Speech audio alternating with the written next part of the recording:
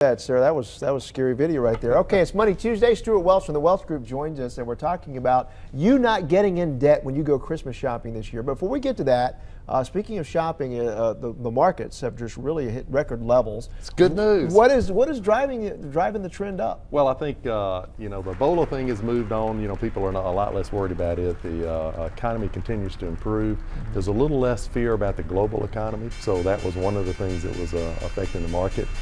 And Mike, there's nowhere else to put your money. I mean, if you say, where am I going to put my money? Everything's earning on the fixed income side is earning under 1%. So the market's really the only place to go. So until they start raising interest rates, it's going to be the case. Yeah, I think once interest rates get on up there, then you might see a little more headwinds for the market. All right, let's dive into this plan now. We're talking about saving money for Christmas, and you've got some tips for this. One is set a goal. I guess and stick to the goal, right? Well, I think the overarching goal is no new debt. So right. You don't want to start the new year with credit card debt that you can't pay off.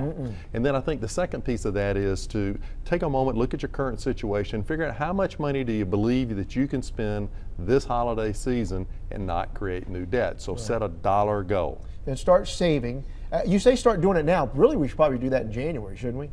Well, you should start January for the next year, but it's too late for that. But you still have a few paychecks before, say, the Christmas season comes. Okay. And I'd say, think of ways you can raise cash. So you got garage sale, you may have an old boat sitting in your yard. The stuff you don't want may be on somebody else's Christmas list. So figure out how you can save, how you can raise some cash for the holiday. And you may have something on eBay. I know that's something. eBay is a great place to sell stuff. You can sell it on what's the list? Craigslist. Craigslist. Yes. Thank you. Okay. Now, all right. Now make a list. I thought that's Santa's job.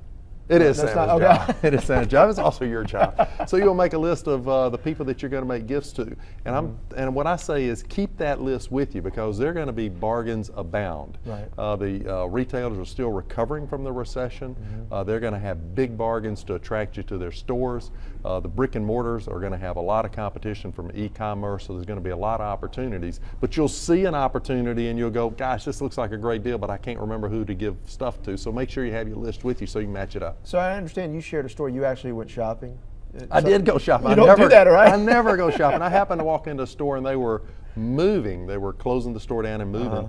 And there were these incredible deals. And so I immediately started filling my list for a fraction of what I had planned to spend. Okay. So there are going to be got to venture deals. out. Sometimes the deals aren't advertised. You got to actually get in the store. That's so right. That's a good tip. There'll be a lot of them. So now we talked about too using your credit card against the debit card. Talk about that. So credit card, debit card, you're going to be used. There's a lot of breaches going on. I don't like the debit cards because if you have a breach, if somebody steals your information, uses your debit card, that cash is out of your account and it may take weeks to get it back. With a credit card, that never happens. You're never out the cash. The credit card company's dealing with that. And I want to tell people, put an alert on your credit card. And an alert is when I charge my credit card, the credit card company immediately sends me a text message and let me know who the retailer is, how much I spent. So if somebody else does it, I'll know immediately and can deal with it. You know, if there's a way they could send that alert through your smartphone that a hand comes out and slaps you upside the head, that's something that I could use. You spent too Real much. Quickly though, but you don't have to spend money though. I mean, there are some ways you can give gifts to people that necessarily, when they take a lot of thought, they do money, right? I think a lot of people are going to find they run short on cash and long on lists, and there are a lot of things. So it can be just a handwritten note, baked goods. I love getting those Christmas cards that are pictures of the family, and just put a little note on the back of it. All right. Thank you very much, Stuart. Appreciate it. Thanks, Mike. Don't get in debt. You'll be a grumpy cat.